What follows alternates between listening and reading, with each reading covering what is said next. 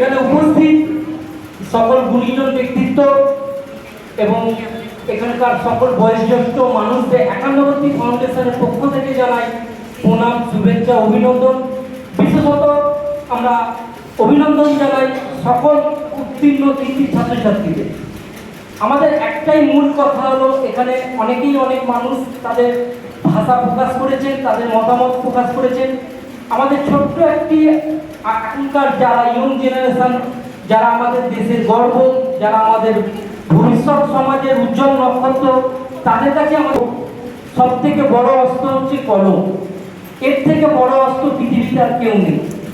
তোমরা নিশ্চয়ই মানুষের মতো মানুষ হও, শিক্ষিত হও, নিজের পরিবার বাবা মাকে যত্নে রাখো, পরিবারকে যত্নে রাখো, তার আশেপাশে একটি বিশেষভাবে সেটাকেও নজর রাখতে হবে আপনার বা তোমাদের যে আশেপাশে পরিবেশের মানুষ বা পাড়ার মানুষ কেমন আছে। আমি শিক্ষিত হলাম, আমি ভালো চাকরি করলাম, আমি ভালো জীবনযাপন করলাম, এটাই কিন্তু মানুষ নয়।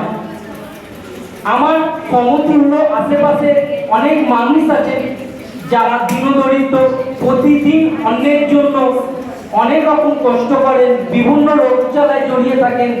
আজকেই আমাদের কাছে খবর এসছে, আপনারা সকলেই চেনেন যে রহরা ওইদিকে একজন বয়োজ্যেষ্ঠ মানুষ রাস্তায় পড়ে আছেন, তার ছেলে ওনাকে ফেলে রেখে চলে গেছে।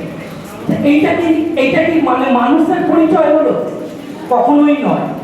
তো আপনারা যেমন এখানকার যারা ছোট ছোট আমার ভাই বোনেরা রয়েছেন, যারা ছাত্রছাত্রী রয়েছেন, তারা সকলেই পড়াশোনা ভালো করুক, মানুষের মতো মানুষ হোক, কিন্তু এটুকুও নজর রাখবেন যাতে আমরা আমার জন্য আরো 5টা মানুষ যাতে কি করে উপকৃত হয়, কি করে ভালো হয়, সেটুকুও নজর রাখবেন।